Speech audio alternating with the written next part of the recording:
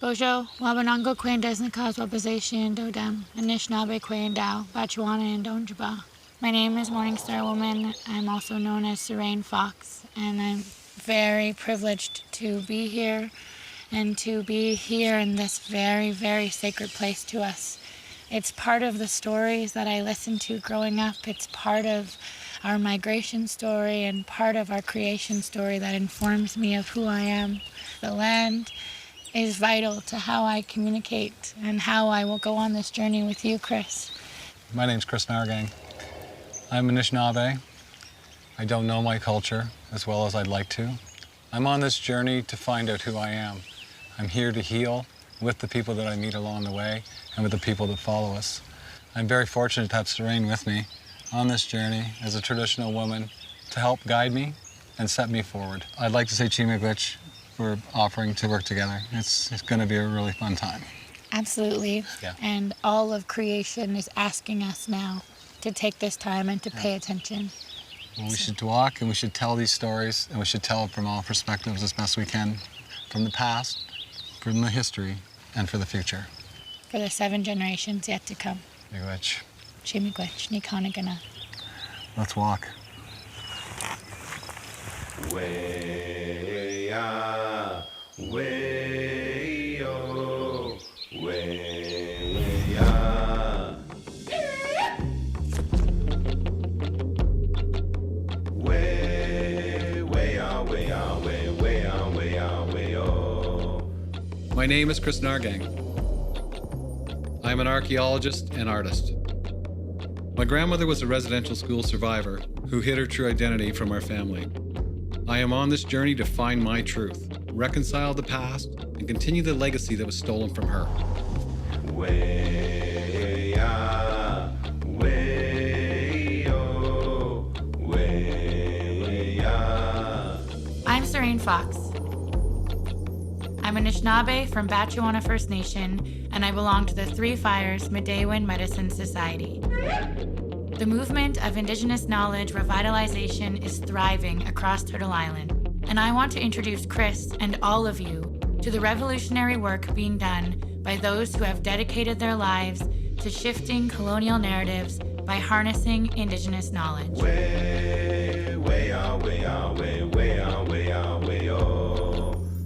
are the future our ancestors dreamed of. Our prophecies tell us that the time is now to reclaim, rematriate, and revitalize the knowledge intended for us. This is future history.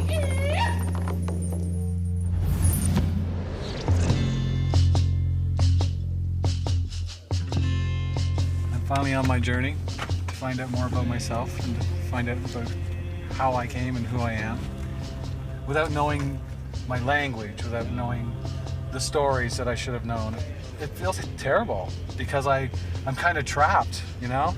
I want to move forward in the Indigenous world, and I guess I just don't know what that means. You have always been Anishinaabe, even when you didn't know. Yes. All of the things that you're searching for, all of the things that you need is available to you. Yeah. And who knows, maybe Isaac will have some of the stories that you're looking for. He is one of our most precious and renowned storytellers. Sounds like a very good place for me to start. Anine, Bojo, where are you? Oh my goodness! Good to meet you. Yeah, awesome. Welcome. Hey, Kris. Thank you. Ani bonjour, bam gije condition cause, kenebe guk shibiga joat dunjba, gigo gnoje dodem. My name is Isaac and I'm from Serpent River First Nation. You know, 150 years ago, Canada, of course, became a country.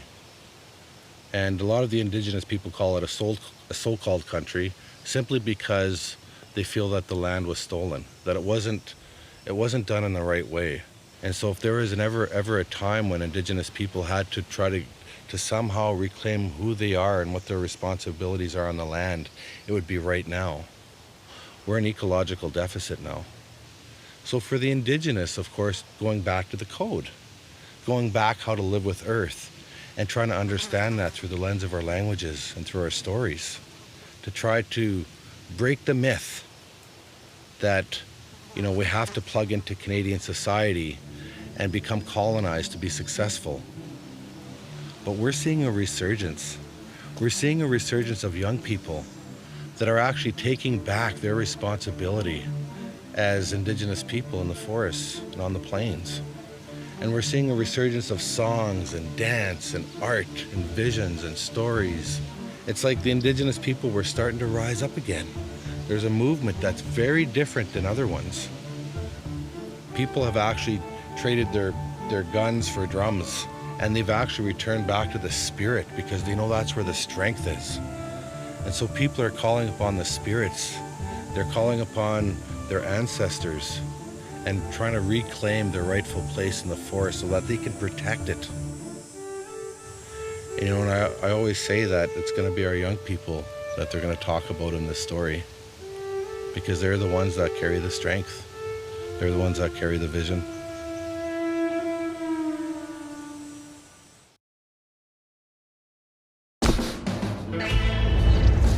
The island I'm taking you to is where I basically grew up.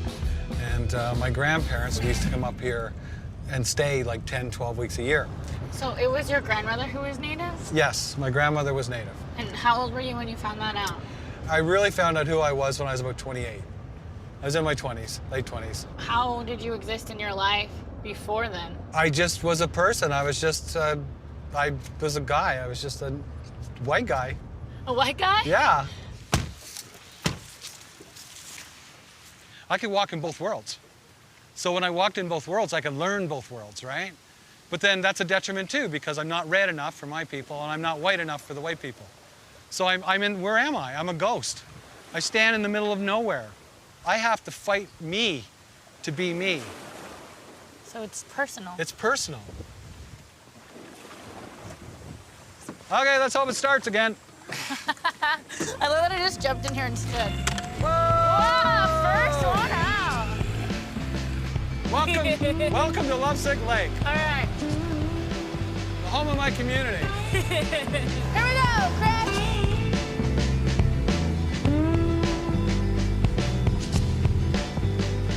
Archaeology taught me a lot. Archaeology taught me that we were here. It gave me a chance to prove to everyone how long we've been here for. Let's just sit here. Okay. We were talking about identity. When I found this diving right out here. That's an Ojibway vessel. This is about 1,400 years old. Your connection to your culture is so much tied to ancestral knowledge. How does that help you to identify who you are now? When I found it, the guy with me thought it was a headlight off a car. And then once I realized that it was a native pot, then I realized I just found part of my people that nobody's seen in 1,300 years. And even their fingerprints are inside it. You can see their finger marks. That all of a sudden made me realize I have to find more of it to prove who we were and connect me to them. Does this pot make you feel like you're actually Indigenous? Yeah. It was the very first thing that struck me as being part of me and where I came from. But then all of a sudden you're sitting at this one end of the spectrum and this is the other end of the spectrum. What's in the middle? So I'm gonna find more and I'm gonna fill in the spectrum. Fill it in with what? Fill it in with knowledge, fill it in with more sites, fill it in with the fact that we were here.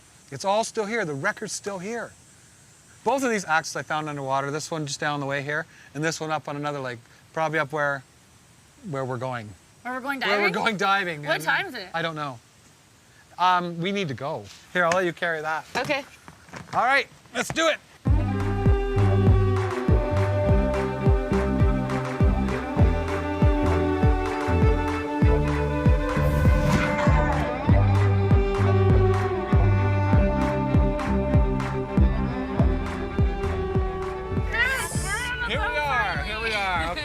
Where we're going is, there's an old village site there.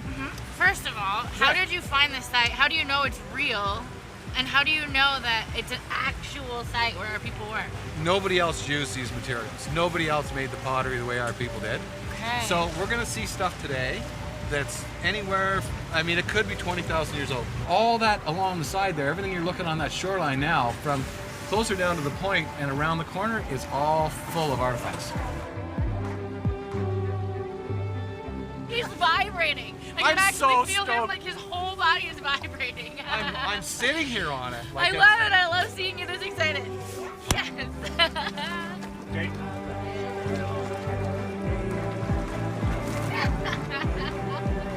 It's like an addiction. It's like a passion that's so instilled in me that when I get down there looking for it, I lose track of time.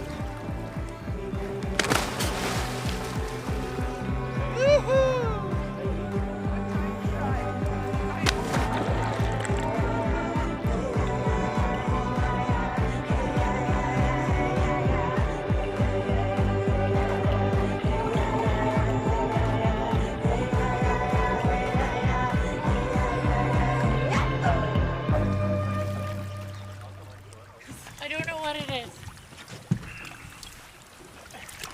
It's a piece of bark. I like it.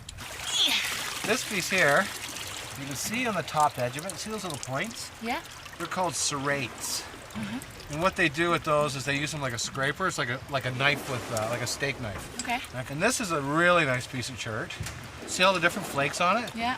Okay. So what they would do, as you can see on the side, they put their finger like this in this little mark they have, and then they skin with it. Oh wow.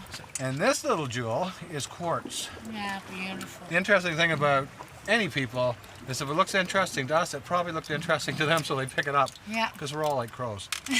Anyway, that's what we came That's up our with. dive today. That was our dive today. Awesome. Oops. Sarain, you want to put the stuff back? Just All of it? just put it down below us. You can keep your bark. You want your bark? Yeah. Okay. Thank you for offering to show us today. Chimigwich. Have you ever sought out an elder and brought them things you found? Yeah, I remember one beautiful woman, Amy, and all I could see was the tears coming down her face. And I said, "I'm sorry, are you sad? Did it make you sad?" She goes, "I am so happy. My heart is so full right now because I've never touched my history before." It was a small thing she held, but it's not what it is, it's what it is. Like, it's the spirit. And I really think that that spirit travels all through.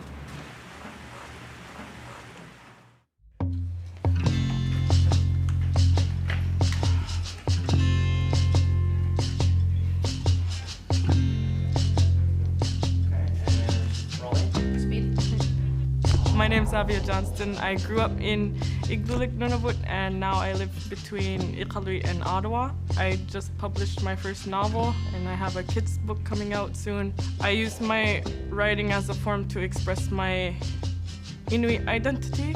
I grew up in a mixed household. My father's from Montreal and my mom's Inuit, and one way that I've decided to reclaim my culture is by writing about my culture. So my stories are always centered on the Arctic, on Inuit communities with Inuit characters.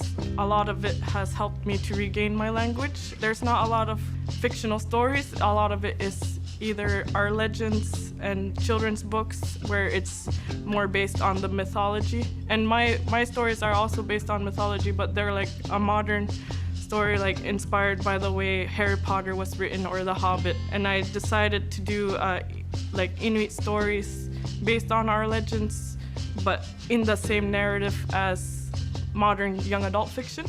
It's one of the first Inuit stories in that style, so I'm very proud of that.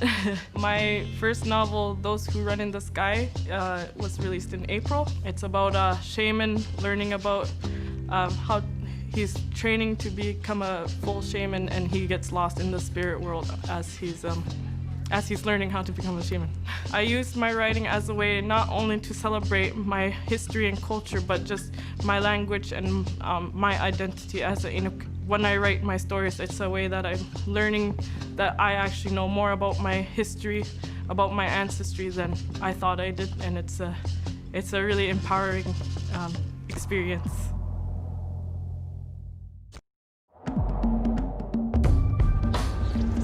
It's funny, my whole life I thought of myself as a dancer, a performer, an artist. But when I really think about it now, think about who I really am, I would have to say I'm Anishinaabe. Everything changed for me when Jim Dumont adopted me and brought me into the Medewan Lodge as his daughter. And Onabanase, that's my dad's real name. Onabanase means to walk on top of the snow.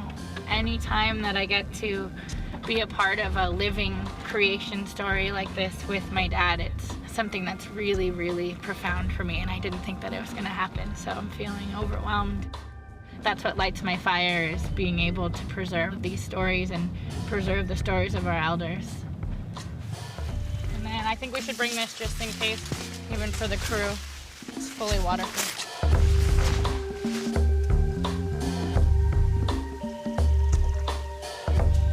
Can we walk around this?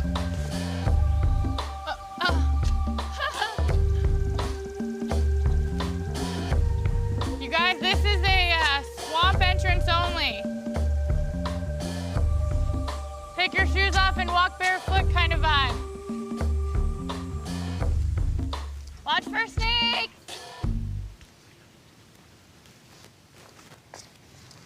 This is a really special day for me because I'm here with my dad in Nabanase. He named me and he's known me all my life, and all of the teachings I have, they come from him. When I was a little girl, we went across to this special place that we're going to today, and I remember it very fondly, but more importantly, this is part of our migration story and part of our origin stories. Nabanase, why is this place so important? Well, in a short space of time, which I'm not good at. Migration is a whole story in itself. We migrated from the East Coast to the western end of Lake Superior. They were to follow the waterways flowing from the west, and they ran out of waterways. On the shore of that bay, there's a rock formation that looks like a great turtle. That turtle pointed the way for the migration to continue.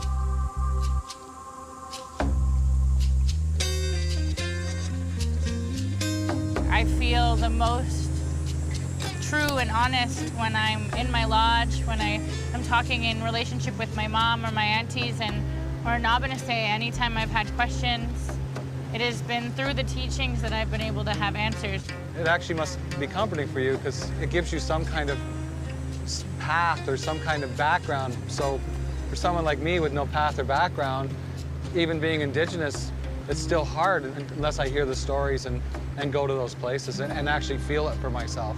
Yeah, well, I think the very first place to begin is with that origin story, right? They're not lost and we're not gone. We are not a sad people. We are not a diminished people. We are vibrant and beautiful and capable, and our stories tell us that that's who we are.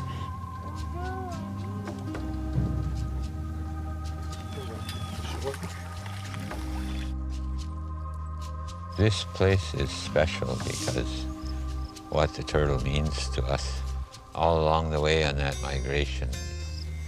But the turtle is also the great turtle who offered to carry the earth on his back. So that's why we call this place the island that sits on the back of the turtle.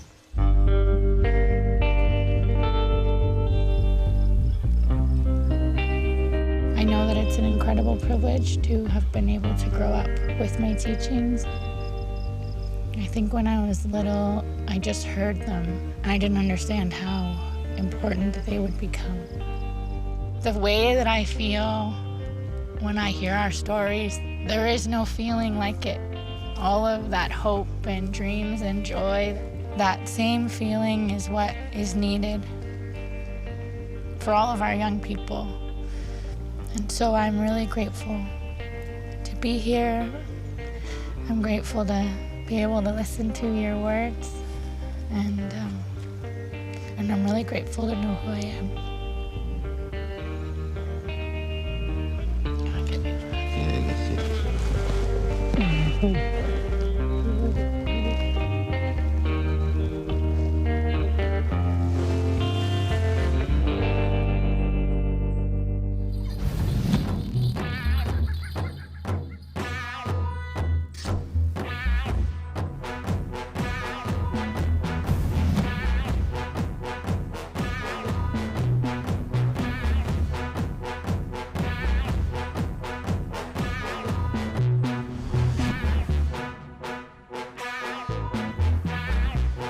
We're sitting in front of the cottage that your grandmother built, so I would love if you would offer this final prayer today.